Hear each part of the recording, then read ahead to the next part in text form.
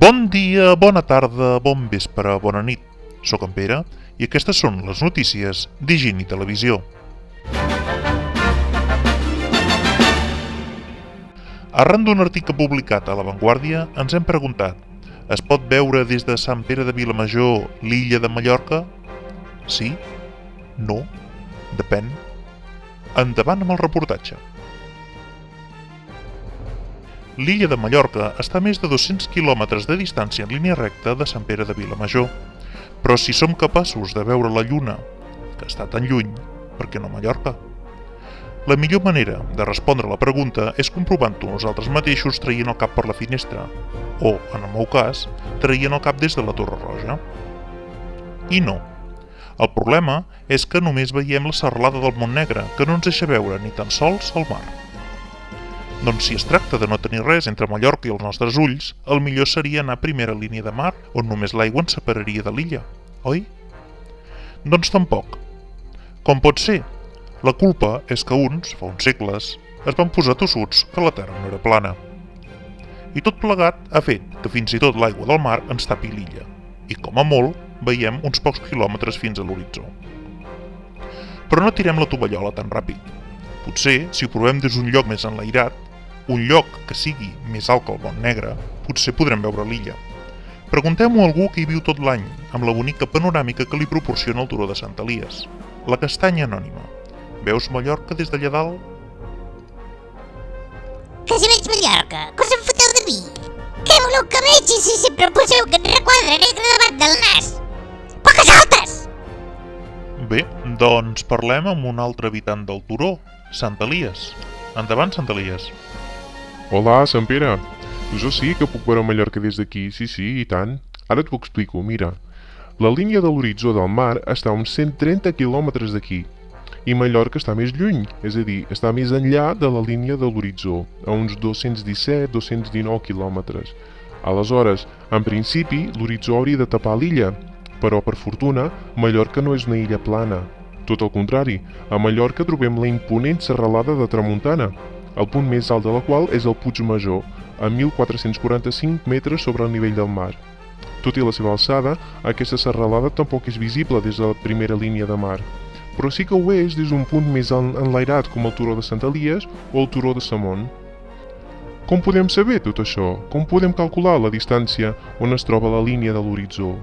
Doncs amb una regla matemàtica que diu el següent.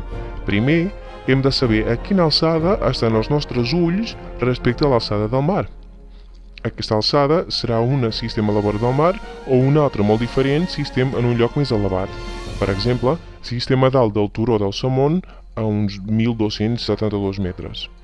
Aleshores, el que hem de fer és multiplicar aquesta alçada pel radi de la Terra, que és de 6.400 quilòmetres, i el resultat obtingut el multipliquem per 2.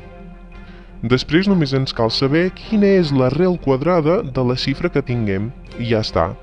Aquesta serà la distància d'on ens trobem fins l'horitzó.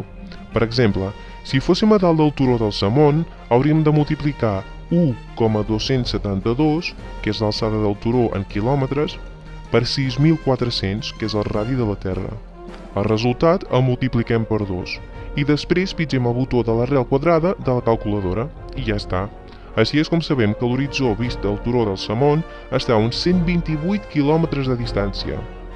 Si féssim aquest càlcul, per exemple, per una personeta de metre i mig, que es trobés a la vora del mar, l'horitzó estaria doncs a menys de 5 quilòmetres. No t'ho esperaves, Sant Pere, que et donés una explicació tan científica? Bé, doncs, alguns dies, si mirem el mar des d'aquí, veurem que de l'horitzó ens sobresurt el Puig Major, i si fóssim a Mallorca, al Puig Major, mirant al mar, veuríem sobresortir de l'horitzó tant del meu turó com el turó del Samón o el massís del Montseny. Tot i així, poques vegades és visible.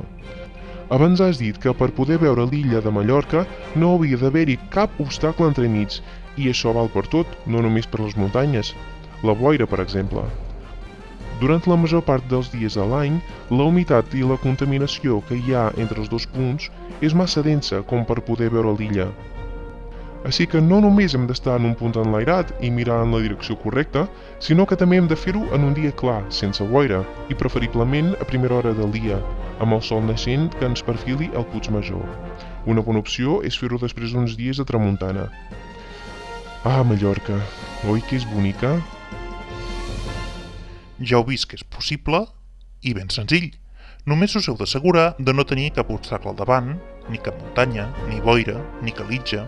Intentar-ho a primera hora del matí després d'uns dies de forta tramuntana, que hi hagi poca humitat, sense contaminació a l'aire, observant-ho des d'una alçada adequada i mirant en la direcció correcta. Així de simple. Això és tot per avui. Ens podeu trobar a les 24 hores a higienherrero.cat. Us mantindrem informats.